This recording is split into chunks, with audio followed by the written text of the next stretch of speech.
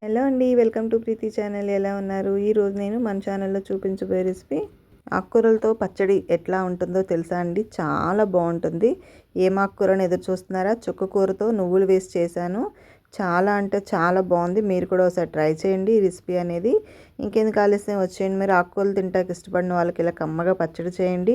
ఈ పచ్చడి కోసం ఒక కట్ట చుక్కకూర, 2 టమాటాలు, అట్లానే ఒక అరడజన్ పచ్చిమిర్చి, కొంచెం కరివేపాకు, కాస్త కొత్తిమీర, మీడియం సైజ్ ఉల్లిపాయ చిన్నగా కట్ చేసుకోవాలి. నువ్వులు వచ్చేటప్పటికి ఇక్కడ 4 స్పూన్స్ తీసుకున్నాను.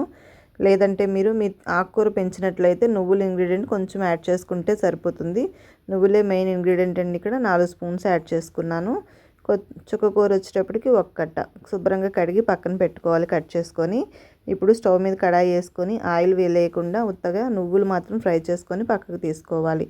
ఇప్పుడు అదే కడాయిలో కాస్త ఆయిల్ వేసుకొని పచ్చిమిర్చి, వెల్లుల్లి, కరివేపాకు, కొత్తిమీర ఇవన్నీ కూడా ఫ్రై చేసుకోవాలి 1 బై 1. చూసారుగా, ఇవన్నీ కూడా కలర్ చేంజ్ అయ్యాక ముందుగా కట్ చేసుకున్న టమాటాస్ని కూడా యాడ్ చేసుకోవాలి. చుక్కకూర ఎక్కువగా వేసుకోవాలి, టమాటా తక్కువే వేసుకోవాలండి. ఇప్పుడు దీంట్లో రుచికి సరిపడా సాల్ట్, ఒక 1/2 స్పూన్ పసుపు వేసుకొని టమాటా, చుక్కకూర అంతా కూడా మగ్గే వరకు కలుపుకోవాలి. చూడండి, దీంట్లోనే వాటర్ ఊరుతుంది. మనమేమి ఆ వాటర్ యాడ్ చేయాల్సిన పని లేదు. టమాటా మెత్తబడే వరకు ఫ్రై చేసుకోవాలి. మధ్య మధ్యలో ఇట్లా కలుపుతూ జస్ట్ ఒక 5 మినిట్స్ వరకు కలుపుకున్నాం అనుకోండి సరిపోతుంది.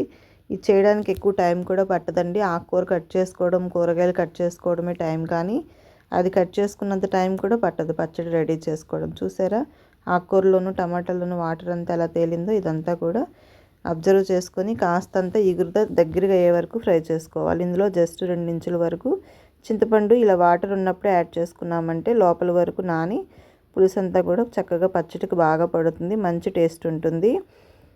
చూసారుగా, మొత్తం అంతా కూడా ఫ్రై అయింది, వాటర్ కూడా డ్రై అయింది కదా, టమాటా కూడా తొక్క వదులుతుంది. ఇప్పుడు మనము స్టవ్ ఆఫ్ చేసుకొని మిక్సీ జార్లో ముందుగా మనం ఫ్రై చేసి పెట్టుకున్న నువ్వులను యాడ్ చేసుకోవాలి.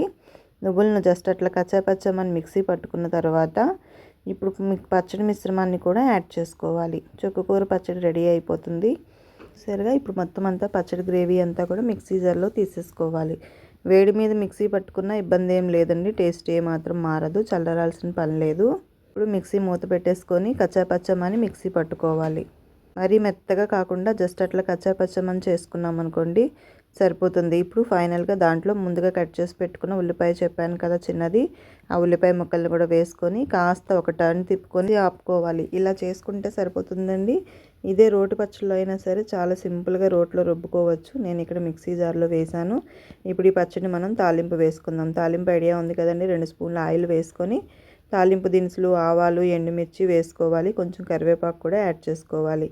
ఇవన్నీ కూడా బాగా ఫ్రై అయిన తర్వాత ముందుగా మనం మిక్సీ పట్టుకున్నాం కదా పచ్చడిని కూడా యాడ్ చేసుకుందాం. చూసారా, తాలింపు అంతా కూడా ఫ్రై అయింది.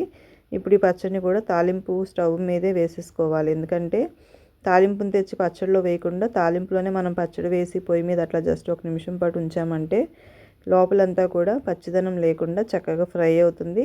పచ్చడి కూడా మనకి పాడవకుండా 2-3 డేస్ నిల్వ ఉంటుందండి. అందుకని నేను స్టవ్ మీదే తాలింపు వేడిగా ఉండంగానే వేసాను. ఇప్పుడు స్టవ్ ఆఫ్ చేసేసుకొని సర్వ్ చేసేసుకుందాం. వేడివేడి అన్నంలో ఈ పచ్చడి ట్రై చేసి చూడండి, చాలా బాగుంటుంది. మీరు ట్రై చేసి నాకు కామెంట్ చేయండి ఫ్రెండ్స్. కొత్తగా చూస్తుంటే ప్లీజ్ సబ్స్క్రైబ్, లైక్ చేయండి ఫ్రెండ్స్.